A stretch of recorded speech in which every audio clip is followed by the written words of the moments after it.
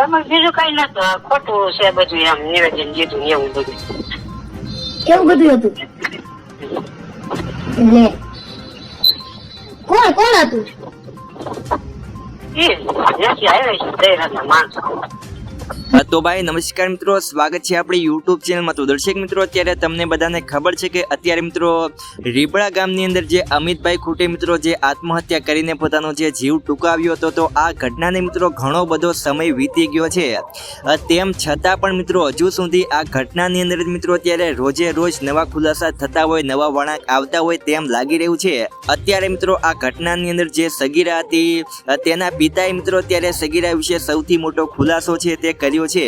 હવે ખુલાસો મિત્રો એવો કર્યો છે કે કારણ કે તમને બધાને ખબર હશે કે થોડા દિવસ પહેલા મિત્રો જે સગીરા હતી તેને મિત્રો કોર્ટની અંદર એવું નિવેદન આપ્યું હતું કે મને પરાણે ખોટા નિવેદનો આપવા માટે જયરાસિંહ બાપુ જાડેજા વકીલો અને ગોંડલ પોલીસ દ્વારા મને ખોટા નિવેદનો આપવા માટે મજબૂર કરવામાં આવે છે, મારી ઉપર દબાણ કરવામાં આવે છે અને જો હું ખોટા નિવેદનો આપવા તૈયાર ન થાત તો મારા પરિવાર ઉપર ખતરો હતો, મારા જીવને જોખમ હતો અને અનુરૂધસિંહ રીબડા અને રાજદીપસિંહ રીબડાને હું ઓળખતી પણ નથી.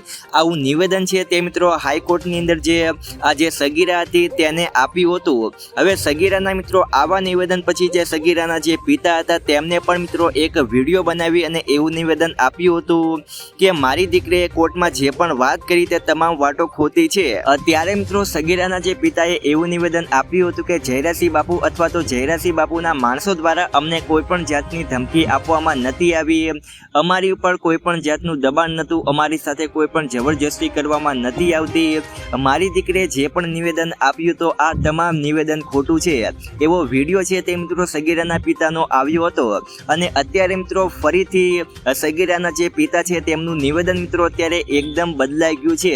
અત્યારે સગીરાના પિતાએ મિત્રો એવું કહ્યું કે તે દિવસે મેં જે પણ નિવેદનો આપ્યું હતું તો મારી ઉપર દબાણ કરવામાં આવ્યું હતું, જેના કારણે મેં આવું નિવેદન આપ્યું હતું. અને અત્યારે મિત્રો આ સગીરાના જે પિતા છે એમને મિત્રો પોતાનું નિવેદન બદલી નાખ્યું છે અને એવું કહ્યું કે તે દિવસે મેં જે પણ નિવેદન આપ્યું હતું તો જયરાસિંહના માણસોના દબાણના કારણે મેં આવું નિવેદન આપ્યું હતું.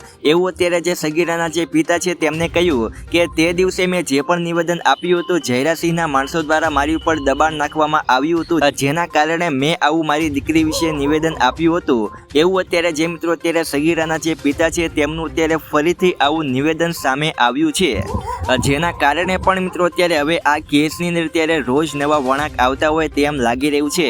તો હવે મિત્રો તમારું આ વાત વિશે શું કહેવું છે તમે જરૂરથી મિત્રો નીચે કમેન્ટમાં લખીને જણાવી શકો છો. તો આજ માટે આપણે આટલું જ રાખીએ છીએ.